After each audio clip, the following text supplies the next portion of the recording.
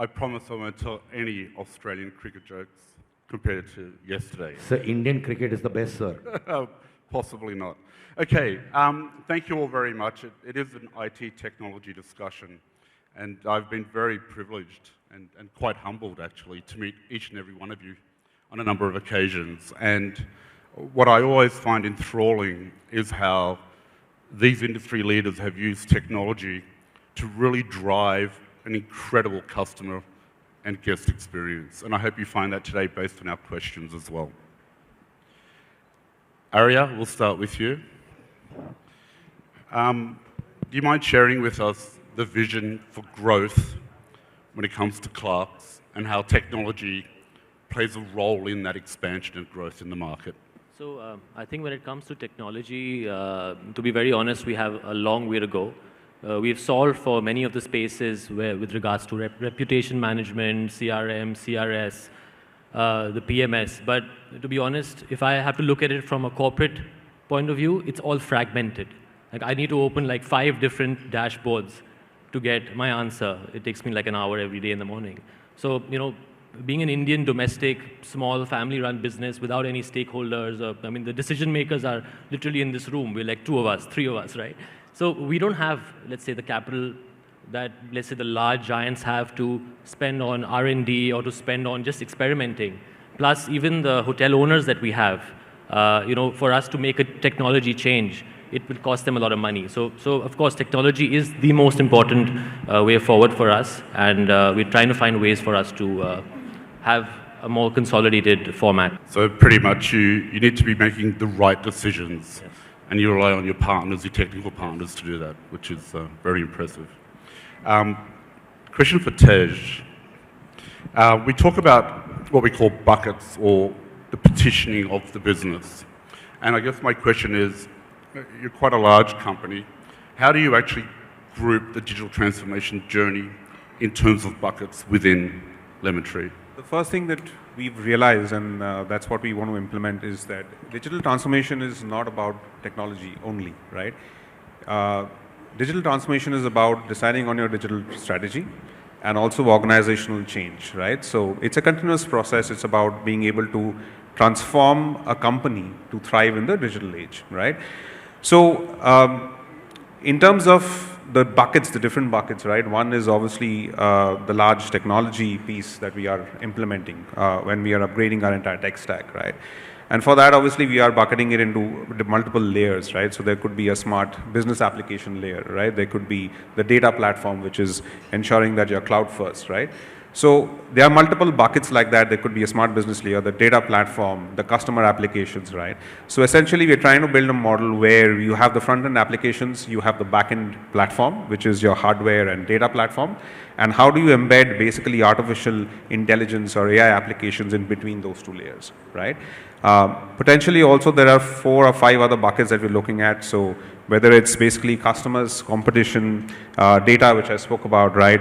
Innovation, and how do you drive value? How do you think technology is helping large hotel companies garnering more revenue traction? Talking about hotel companies, I'll actually start with an example of our own company. From a revenue standpoint, how technology was enabled and combined with it. We have a very different approach in terms of technology in our organization. We don't look at technology only as an opportunity to make sure that customers should be able to engage more efficiently, but also from the brand's perspective to how to reach out to the customer in more efficient manner, as well as lead to conversion as well as the yield. I'll take you a couple of years back in quick fashion. We were in a boardroom and we were discussing what do we do in terms of bringing in more money on the table. And we were thinking that how do a customer actually reach out to Sarovar hotels? There were very few buckets that came into our mind, and we thought, how can we plug an opportunity of a technology in each of these spaces? And most of these buckets would not be very unique to Sarovar. It will be pretty much unique to everybody in the hotel industry. So first was obviously a customer reaches out to a hotel or to a Sarovar for that matter through phone. They telephonically pick up their phone and they reach out to a hotel. But what we were observing for data trends over a period of time, that not more than 25 to 28% of the customer calls were getting responded on time. We thought, what can we use in technology? Let's not talk about technology which is beyond our even understanding. Let's talk about simple things. How can we make sure that the customer reaching out to us is actually getting answered well in time? So we partnered with an agency. We outsourced that particular task. And we proudly say that that particular agency works on a gig force mechanism.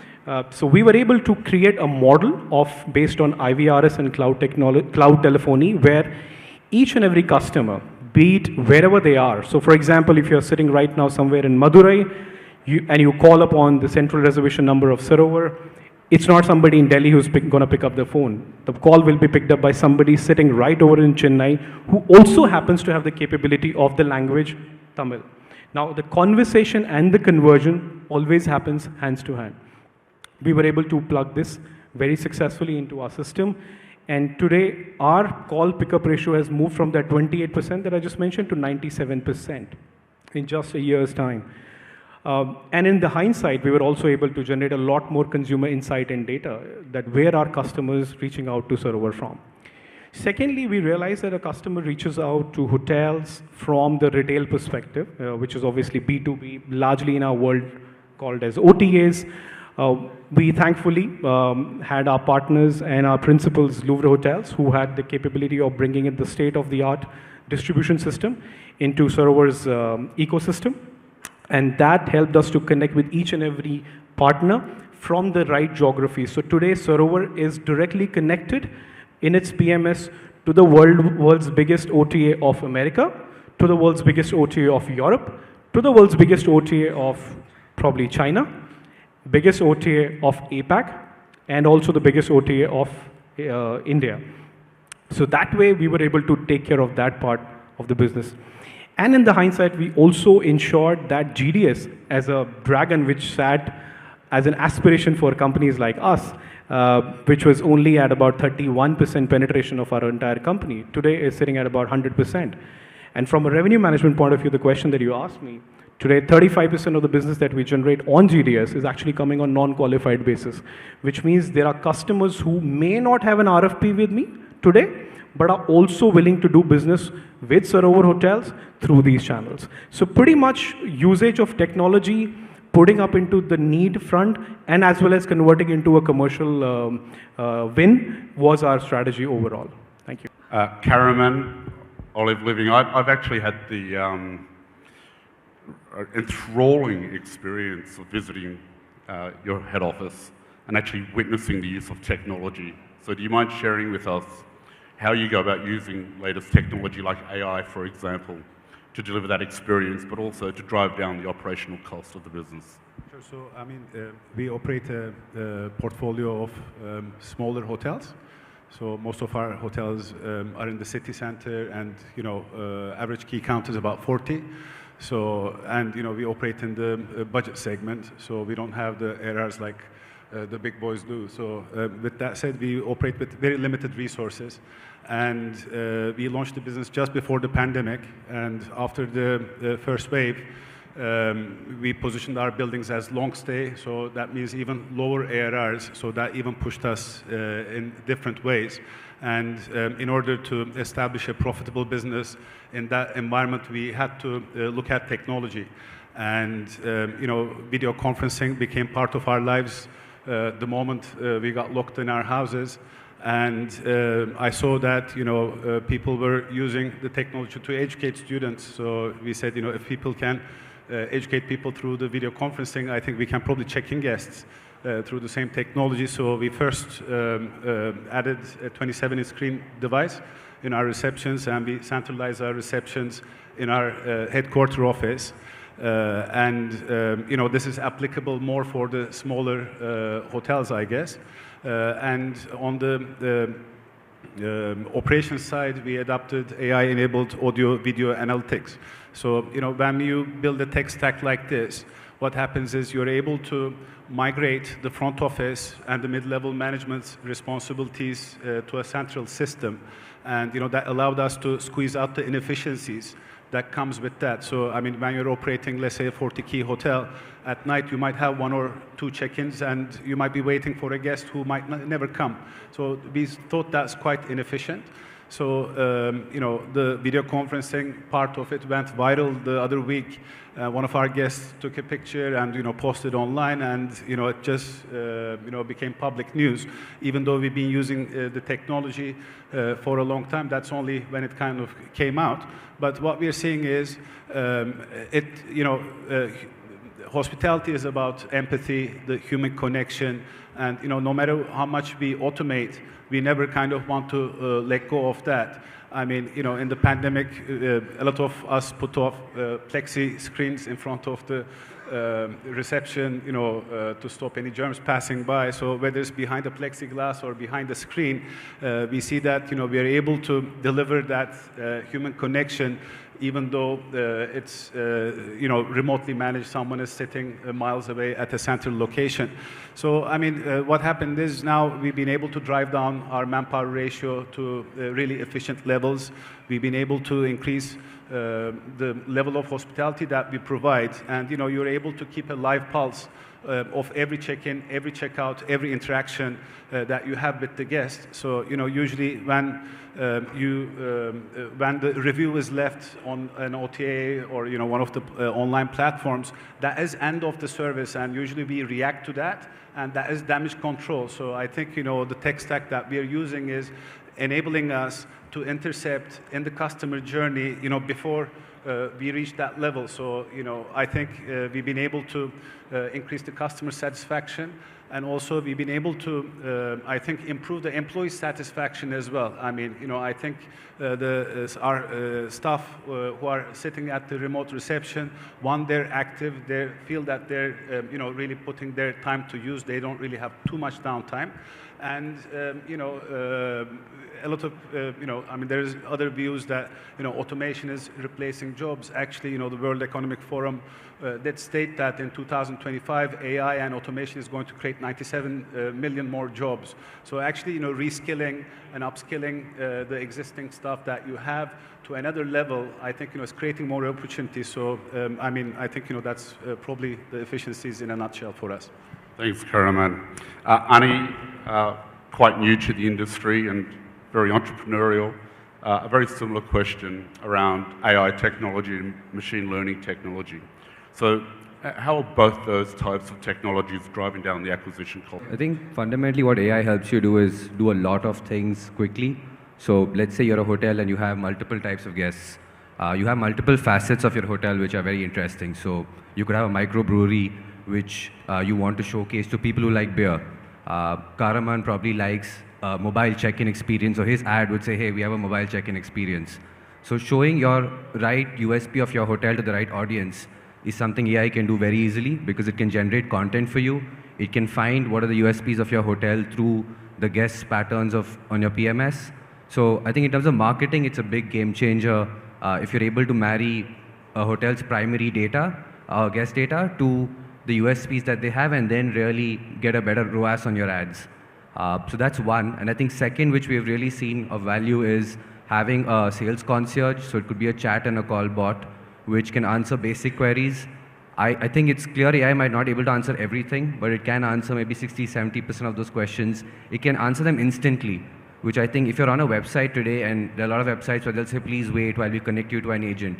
That's a drop-off moment. But with AI models today, you're just literally feeding in data, and you could have a bot which will answer that question instantly. So these are two massive use cases, at least for a hotel, to drive down acquisition, because you're getting better quality traffic through marketing, and you're improving your conversion rates by having a bot to answer queries that a guest can have. I'm smiling because my next question's to Vivek. On paper, I actually manage Vivek, but I'm actually quite humbled working with him because I view him as my peer, and in many cases in this industry as my senior. So Vivek, I've got a question. When we talk about RMS and the vision for RMS, where do you see RMS expanding within the region here in India? And more importantly, where do you see the current technology taking the industry going forward? I need to start this way, and I'd like to thank BW Hotelier, Khannaji, and you to have me on the panel. Just coming back to what our strategy for the region is, it's very simple. We want to reach about 150,000 to 200,000 keys by 2027. That's a very clear vision as far as the top line is concerned. But also we kind of want to understand how the Indian homegrown brands work. Nothing that we're against somebody outside India, but within India we control to a large extent what is happening. For example, if I can go back to what Aryavir was asking and what Tej was asking, is to kind of get the data under one umbrella, which becomes very difficult for technology companies to compile. Now, what we want to do ideally in the next couple of years is to get all this data together and enable somebody like Anirudh or Boxpice that we work with, which has got brilliant data analytics to sit on top of it. So we should be an enabler, but also we stand with what you said yesterday very well, Anthony, that values, tradition, and culture. That I think is both with RMS and Indian market, and that's the reason why we're really wanting to focus on the Indian homegrown brands. Arya, back to you, if you don't mind. I don't like to use the word obstacles or issues, but what are the two areas of potential concern when it comes to technology allowing you to grow? So I think for me it's very easy to answer that, because number one would be distribution. So although majority of our sales do come from offline channels, maybe 60% or upwards of 60%, but the quantum of business that we do from our own website is much smaller than comparing to a giant like a Marriott or so that's a big problem. I believe that if we solve a solution, if we solve via a solution of distribution, via collaboration, maybe with an international brand, taking one of their soft brands or an Indian brand, that will solve a major part of that problem. It could be in form of loyalty, it could be in form of better commission rates with online travel agencies. So that's one problem. And then the second is talent, obviously. Being a mid-market player, of course, have some hotels in the luxury space as well.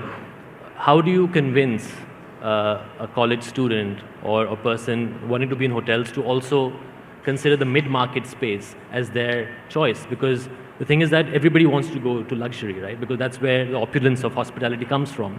So how do you also get somebody to have that same desire to come to the mid-market space? So I think that is another challenge. So distribution and talent would be the two challenges that I have identified. Now, I know you said you're a lot smaller compared to the bigger players, but I think it allows you to be incredibly fleet-footed.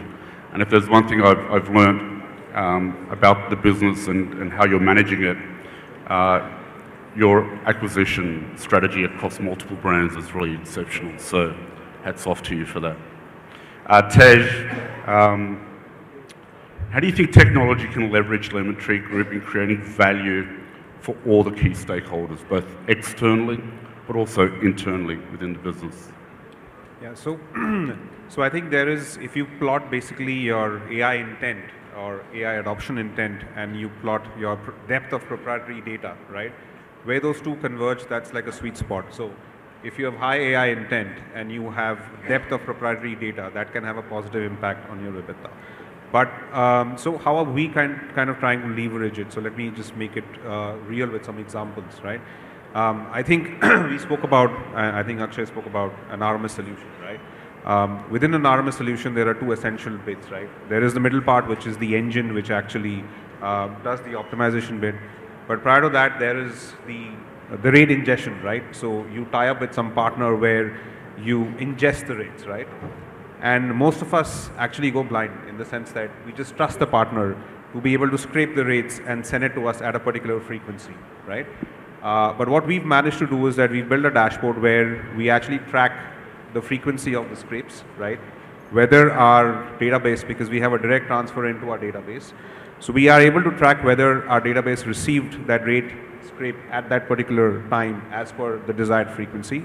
And we are also now working on being able to understand whether the rate was delivered correctly, in the sense that the veracity of that information which is flowing into our database. So we're trying to build a model to understand whether that scrape was an actual scrape irrespective of the fact, or whether there was just a rate which was pushed to us, right? So if the rate doesn't change for a particular period, you can actually train a model to understand whether that's an expected rate of no change in the rate, or there is some deviation which somebody needs to look at. The other example is in terms of positioning, right? So when you adopt a market positioning, right, most of the RMSs actually do it on the basis of a benchmark rate, and there is a particular formula or a ratio on the basis of which you adopt your positioning. But we are working on models to understand their upper bound and lower bound in terms of the price movement in the market, right?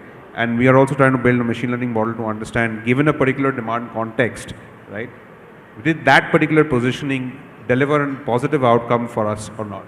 And with that, we've also implemented continuous pricing. So we are experimenting actually in various multiples of a rate change and trying to track the booking velocity to understand whether that had a positive impact in terms of a booking velocity or a negative impact in terms of a booking velocity. I think with AI also, if I can take reference of a framework called the Next framework, right? So that is what will unlock more value for all of us, right? So Next essentially just stands for new business opportunities, right? External productivity, efficiency, which a lot of us spoke about, right? And then there is, a technological change, so you can bring in more technology and content, right? So that's the framework essentially which we are trying to adopt to ensure that we are able to deliver value for internal and external stakeholders. Very good answer. Akshay, what do you see as the key challenges are for hotels to adopt new technology going forward? And how do you think the technology companies can actually work to overcome them? To sum up in one line, it will be economy of scale. Whatever technology that you're adopting, how are you able to scale it up in a manner that the cost of acquiring or cost of running the technology is being brought down. But however, we at Sarovar would look at it from a different perspective. We look at it from an opportunity perspective, not as a challenge. And this opportunity I would actually break in 3 parts, to be very simple. When I say technology adoption at the hotels, I think the part 1 would be technology where guests can feel that technology, can touch that technology. Typically the world of robots that we are talking of, those kind of technologies, or mobile check-in or digital check-ins, that's one type of a technology that I am thinking of. I'm just trying to bucket the technology at this point of time. The second technology would be where a guest cannot see or feel that technology, but it is being adopted by an organization at the back end, which means, more smarter technologies in the space of HR, more smarter technologies in the space of finance, and few other housekeeping, where you can create much more operational efficiencies, save cost, and earn money, and then use that money back into the real products which can make the customer experience much more happier. So that's second type of technological investment I think in usual as an opportunity.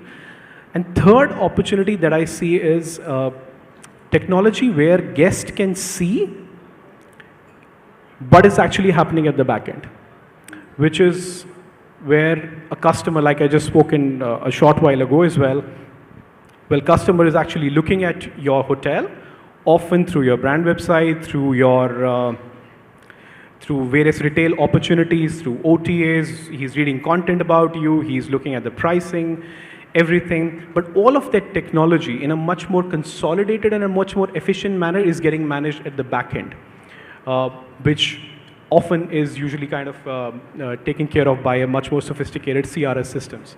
So to actually look at the point that you just mentioned in terms of challenge, and I said opportunities, I think the world of hotels is today too much focused on adopting that technology from point 1, 2 to 3. Whereas at Sarovar, we would look at from 3, 2 to 1, which means focus on technologies which can enhance and make customer experience better, but probably is invested somewhere at the back end so that it is also yielding you more income. Number 1. I mean, there are no free lunches. You have to earn before you actually start investing into technology. And then point 2, where I mentioned bring up opportunities of investing into technology at your pure backend At Sarovar, we have just recently invested into a fine HRMS system. We have actually made an investment into our financial technologies last year. And the third would be if you really start bringing up upper income through step 3 and bringing your cost down through step 2, and then you can talk about making real investments into hardcore technologies which a customer can feel. Otherwise, it's not going to be sustainable. We all know there are a lot of opportunities like digital cards and mobile check-ins being brought in, but let's keep hands on our heart. It comes up, it goes to the social media, but dies out very soon. So I think 3, 2, 1 is what the opportunity would be, not 1, 2, 3. Thank you. Another very insightful answer, which is why we're very lucky to have all these guys at the table. Kahraman, again, what do you see as the biggest advantage for hotel owners actually moving to the latest technology? So what is the biggest advantage for hotel owners actually adopting and moving towards the latest technology? I mean, I think efficiency results in a better bottom line. I think that is probably the biggest incentive. And, you know, the thing is, you can adapt technologies, and, you know, we're seeing that there's a lot of overlap as well. So I think, you know, the technology is not, how do you say, feasible in every area. And we have a lot of new tools that are coming every day. And, you know, we feel that it's quite actually fragmented. So, but if the right tools are selected, you know, the way, the amount of efficiency that you can create is so high that, you know, you'll be able to deliver a great return on real estate. You're able to increase the customer satisfaction. And, you know, I think, you know, as an end result, you know, it has a huge upside. And today, with age of AI, I think, you know, the speed of advancement has accelerated so much that I think, you know, we just have to keep reinventing and adapting ourselves. Obviously, you know, hospitality, the underlying asset is real estate. We know that's not going to change. And, you know, the hospitality is about the human connection. So, you know, we don't want to let go of that either. But we feel that just like in the Industrial Revolution, when we adapted the machines, you know, it replaced physical labor. I think in the coming months that we are seeing that AI is going to replace the white, it's going to basically help automate and increase the efficiencies on the white-collar jobs. So it's going to allow us to, I think, you know, focus on better things and, you know, improve the service level, and as a result, you know, improve the industry. So it'll drive the efficiency, but what you're describing is a different kind of intimacy vehicle between the hotel and the guest. Yeah, exactly. Right, okay. Ani, what are the latest innovations in technology you think that hoteliers could actually utilize going forward? Because you're a very switched on guy. I know you're incredibly bright. So what's your view on that? Yeah, I mean, one is I think personalization, which we spoke about. Second, I think is just, can you give a guest a wow moment, right? So like the airline industry, you choose your seat. It's a 3-hour flight, but you choose the seat. You stay in a hotel room for 8 to 12 hours minimum. But if you could let our guests choose their room, have a mobile check-in where they just walk into their room, I think given how Gen Z and millennials are so much on social media, they're quite introverted. They would love that moment where I can choose my room, I just go in. Also as a guest, it's a feeling of this hotel lets me choose my room. So that's something I find very interesting. Third, I think is whatever you can do in terms of say revenue management, which already was spoken about, and also just in your in-room experience, right? So can you have upselling happening in your room just to increase your total revenue per user or per guest? And I think these broadly cover where I see AI and tech coming in today to enhance the hospitality industry. Perfect timing. Vivek, you have the last question. If you were a hotelier and you had a magic wand, you'd probably use it to turn me into a frog. What is the one thing you'd want to change overnight for the industry? Apart from the buzzer going? Yeah. Look, I've observed two sort of issues, if I may put that way, is one, procrastination. Procrastination otherwise is good. We get time to negotiate. But in technology, technology is like liquid, it moves on.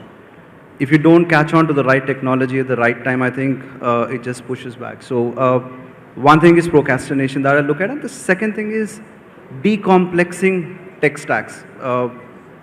I've seen, and I understand that there's a very fine line between complications and complexities. Now, while we are entangled in the complications, to decomplex becomes really, really difficult.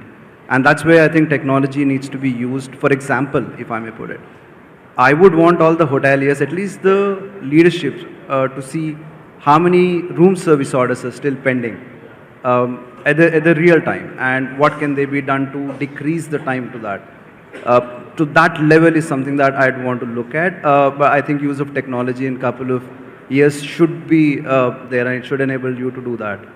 So these two things, yeah.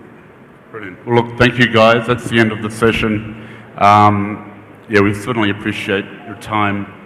And I've got all these little gems that I'll take back with me, back to our product team. So thank you very much.